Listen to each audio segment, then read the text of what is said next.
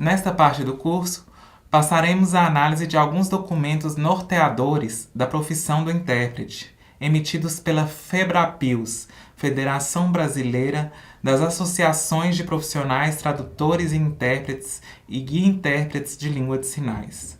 Primeiramente, a nota técnica número 2, sobre o revezamento e o trabalho em equipe. A atuação do intérprete e do guia-intérprete na interpretação simultânea e consecutiva por longos períodos de tempo o expõe à sobrecarga de trabalho, podendo resultar em lesões físicas por esforço repetitivo. A norma regulamentadora Ergonomia, a norma número 17, publicada em 1990, visa regulamentar e estabelecer parâmetros que permitem a adaptação das condições de trabalho às características psicofisiológicas dos trabalhadores, de modo a proporcionar um máximo de conforto, segurança e desempenho eficiente.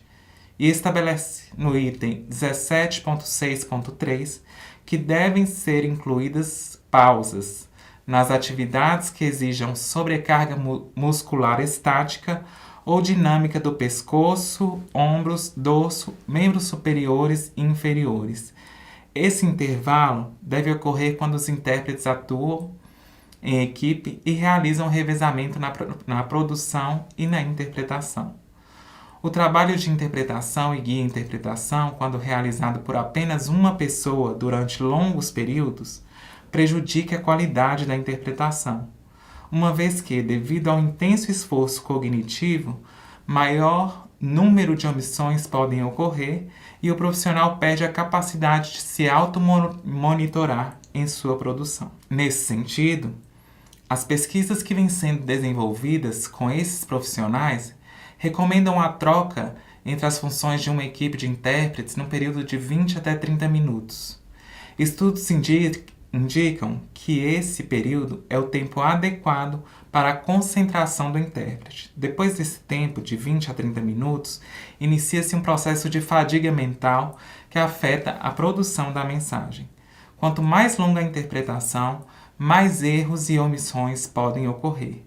Essa troca é fundamental para garantir permanentemente um nível elevado na qualidade da produção na língua-alvo. Existem fatores que demandam o revezamento de intérpretes, como a complexidade da demanda de interpretação e guia-interpretação. Aulas prolongadas, cursos, grandes conferências, seminários, discussões, debates, grandes reuniões coletivas e audiências e consultas jurídicas. Situações que envolvam comunicação e ou atendimento a pessoas surdas e surdo-cegas. Situações que envolvam pessoas com dificuldades cognitivas e ou emocionais. Situações que envolvam pessoas com diferentes níveis de fluência em Libras e em língua portuguesa. Situações em que a capacidade de ver e ouvir a interpretação é limitada, sobretudo quando os intérpretes estão posicionados em locais para atender às necessidades de um público mais amplo, e outras. Percebemos que na nossa instituição ainda não somos capazes de atender plenamente o que foi falado até aqui, por motivos que nos limitam. Mas é necessário que tentemos fazer pelo menos o mínimo, tanto para o atendimento quanto para a proteção, saúde e qualidade de vida do colega. Lá no início, eu falei sobre proteção ao grupo de intérpretes, lembram? Às vezes, acabamos expondo os colegas até mesmo por falta de conhecimento, quando convocados em cima da hora de eventos e aulas, sem tempo para se prepararem, com transmissões online no YouTube e em outras situações. Esses acontecimentos podem desencadear problemas de fundo emocional e psicológico. Agora, vamos falar de alguns pontos do Código de Ética que os intérpretes devem respeitar, segundo a FEBRAPILS. Artigo 3º. O tradutor, intérprete de língua de sinais e o guia-intérprete devem exercer sua atividade de forma digna e consciente, com o propósito de valorizar a sua categoria profissional. Artigo 4º. O tradutor, intérprete de língua de sinais e o guia-intérprete devem prover o serviço sem distinção de raça, cor, etnia, gênero, religião, idade, deficiência, orientação sexual ou qualquer outra condição. Artigo 7º. Cabe ao tradutor-intérprete de língua de sinais e ao guia-intérprete manter o respeito com todos os envolvidos no serviço de tradução e interpretação ou guia-interpretação, devendo solicitar, sempre que necessário, colaboração aos colegas de profissão, manter cooperação mútua com os colegas de profissão, prestar apoio moral e solidariedade aos colegas de profissão. Artigo 8º. O tradutor-intérprete de língua de sinais e o guia-intérprete devem aceitar os serviços de acordo com o seu nível de competência tradutória e com as circunstâncias e necessidades dos solicitantes e beneficiários, bem como conhecer as necessidades específicas da situação de tradução e ou interpretação ou guia-interpretação. Prestar informações ao solicitante e ou beneficiário sobre sua atuação profissional. Firmar contrato com o solicitante cumprindo as obrigações concernentes ao trabalho em questão. Parágrafo único. O tradutor-intérprete de língua de sinais e o guia-intérprete não aceitarão uma prestação de serviços a que não se julguem qualificados. Contudo, sua aceitação implica total responsabilidade moral pela seriedade da sua prestação. Artigo 9º. O tradutor-intérprete de língua de sinais e o guia-intérprete devem buscar a equivalência de sentido no ato de tradução, interpretação ou guia-interpretação. Parágrafo único. O tradutor-intérprete de língua de sinais e o guia-intérprete devem também corrigir prontamente eventuais equívocos cometidos no ato de tradução e ou interpretação e ou guia-interpretação. Artigo 10º. É de responsabilidade do tradutor-intérprete de Libras e do guia-intérprete buscar formação continuada e aperfeiçoamento profissional, apresentar-se adequadamente com relação à postura e à aparência, utilizar todos os conhecimentos linguísticos, técnicos, científicos ou outros ao seu alcance para o melhor desempenho de sua função, solidarizar-se com as iniciativas em favor dos interesses de sua categoria, ainda que não lhe tragam benefício direto. Artigo 12. O tradutor-intérprete de língua de sinais e o guia-intérprete são responsáveis civil e penalmente por atos profissionais lesivos ao interesse do solicitante e beneficiário de seus serviços, cometidos por imperícia, imprudência, negligência ou infrações éticas. Já finalizando nossos conteúdos, chegamos num momento triste para os profissionais intérpretes. E mais uma vez eu quero reforçar a palavra proteção a ser pensada pela instituição. O envolvimento de toda a comunidade é importante porque, em 9 de janeiro de 2018, foi editado o Decreto 9262, que tinha a finalidade de extinguir cargos efetivos que vierem a vagar dos quadros de pessoal da Administração Pública Federal e vedar a abertura de concurso público e o provimento de vagas adicionais para os cargos que o decreto especifica, dentre eles o cargo de tradutor e intérprete de Libras. Embora em 2020 os profissionais intérpretes tenham comemorado 10 anos da lei que regulamenta sua profissão, em 2019, por meio do decreto 10.185, de 20 de dezembro de 2019, a carreira foi extinta no âmbito federal. Pelo decreto, no artigo 1º, ficam extintos, no âmbito da administração pública federal direta, autárquica e fundacional, os cargos efetivos regidos pela Lei nº 8.112, de 11 de dezembro de 1990. Então, são cargos vagos e que vierem a vagar e ficam vedados a abertura de concurso público e o provimento de vagas adicionais em quantitativo superior ao estabelecido em edital de abertura de concurso público para os cargos constantes nos anexos do decreto. Na ocasião, a comunidade surda do Brasil divulgou uma nota de repúdio que teve poucos efeitos práticos, mas demonstrou como a medida feria sua dignidade e suas possibilidades de inclusão. Segue a nota na íntegra. A comunidade surda do Brasil vem a público manifestar repúdio ao decreto número 10.185, de 20 de dezembro de 2019, do Governo Federal, o qual extingue o cargo de tradutor e intérprete de Libras de caráter efetivo e vagos que vierem a vagar dos quadros de pessoal da Administração Pública Federal, vedando a abertura de concurso público e o provimento de vagas adicionais para o cargo supracitado, entre outros.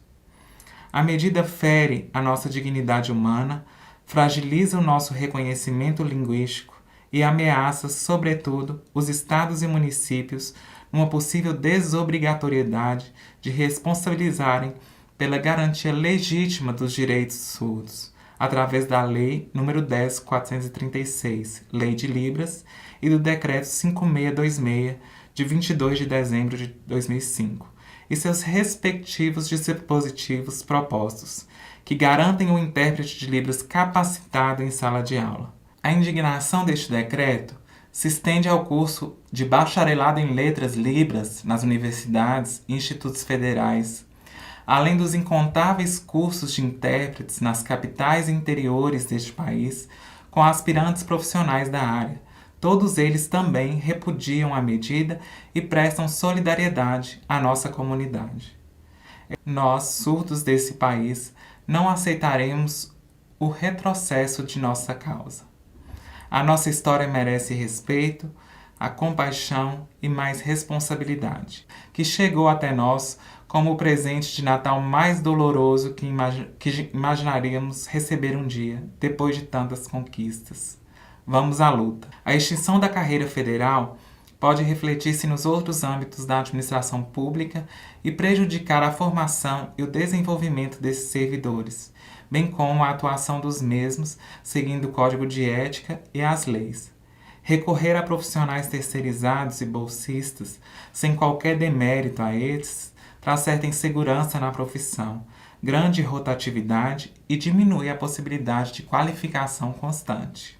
Assim, a FEBRAPILS, Federação Brasileira das Associações dos Profissionais Tradutores e Intérpretes de Língua de Sinais, a FENEIS, Federação Nacional de Educação e Integração dos Surdos, e a ABRATES, Associação Brasileira de Tradutores e Intérpretes, divulgaram a seguinte nota de repúdio à precarização da atuação e remuneração de profissionais tradutores, intérpretes e guia-intérpretes de Libras. Hoje, de acordo com a Pesquisa Nacional em Saúde, PNS, realizada em 2013 pelo Instituto Brasileiro de Geografia e Estatística, IBGE, no Brasil, uma parcela considerável da população, cerca de 2,2 milhões de pessoas, declaram ter deficiência auditiva. Esse grupo representa aproximadamente 1,1% da população brasileira, que necessita de profissionais devidamente qualificados para atuar nos mais variados contextos. A ausência de regulamentação acerca da formação desses profissionais pode gerar prejuízos não só aos usuários dos serviços, mas também aos próprios profissionais, que atuam diariamente em diversos contextos altamente complexos, tais como salas de aula em diferentes níveis de ensino, audiências públicas, reuniões, treinamentos técnicos, conferências, atendimento em espaços de saúde e ou jurídicos, dentre outros. Além disso, é necessário levar em conta que os tradutores, intérpretes e guia-intérpretes de Libras português podem ser responsabilizados civil e penalmente por quaisquer condutas que porventura venham a lesar o interesse dos usuários, sejam elas cometidas por imperícia, imprudência, negligência ou infrações éticas. A atividade de interpretação, tradução e guia-interpretação de Libras português exige do profissional um alto grau de competência, que, caso contrário, pode efetivamente lesar os usuários do serviço, bem como a si próprio. Para exemplificar, podemos citar que uma informação interpretada de forma equivocada em contextos de saúde pode causar danos irreparáveis a uma pessoa surda. O intérprete precisa estar preparado para interpretar de forma correta e clara as informações passadas, por exemplo, por um médico, como a quantidade de medicamento a ser tomado e seus horários, riscos ou danos potenciais de procedimentos e etc. Caso contrário, o paciente surdo pode ter sua saúde lesada, podendo correr inclusive risco de morte. Nesse sentido, podemos citar a atuação de tradutores, intérpretes e guia-intérpretes em contextos jurídicos, nos quais um mau exercício profissional pode acarretar consequências gravíssimas. Para ilustrar, a oitiva de uma testemunha surda que não seja interpretada de forma correta e acurada por um profissional capacitado pode levar a um mau entendimento dos fatos e lesar uma das partes do processo. Além disso, em contextos educacionais, milhares de crianças e adolescentes surdos e surdas em todo o país estão matriculados em escolas ditas inclusivas, onde os surdos e ouvintes compartilham o mesmo espaço. Nesses espaços, todas as aulas de todas as disciplinas são ministradas em português, por um professor regente acompanhado de um intérprete de Libras. Sendo assim, o intérprete, muitas vezes, é um único profissional falante de Libras em todo o ambiente escolar. Esse profissional se torna um único meio de comunicação e além de um modelo para que essas crianças e jovens possam adquirir sua língua de sinais. Mas, apesar da importância desse profissional, as instituições de ensino não possuem qualquer garantia de que este profissional, sem formação específica, realmente possui proficiência e domínio da língua de sinais para realizar o serviço de interpretação simultânea, o que pode prejudicar o desenvolvimento cognitivo, bem como o desempenho escolar dessas crianças para sempre. Considerando isso, um profissional que não esteja devidamente preparado para atuar em situações como as exemplificadas acima pode causar danos graves, muitas vezes de caráter irreparável, violando até mesmo direitos fundamentais das pessoas surdas que são cidadãos brasileiros, como quaisquer outros, e dispõem dos mesmos direitos e deveres. Chegamos ao final dessa parte do nosso curso. São muitas reflexões a serem feitas a respeito da nossa postura profissional, pessoal, da situação da instituição, da empatia com as minorias, inclusive com o grupo de colegas intérpretes da instituição, e da participação ou não nessa luta pela inclusão. Várias instituições de ensino superior já dispõem de regulamentos para proteger e reger a atuação de seus profissionais intérpretes.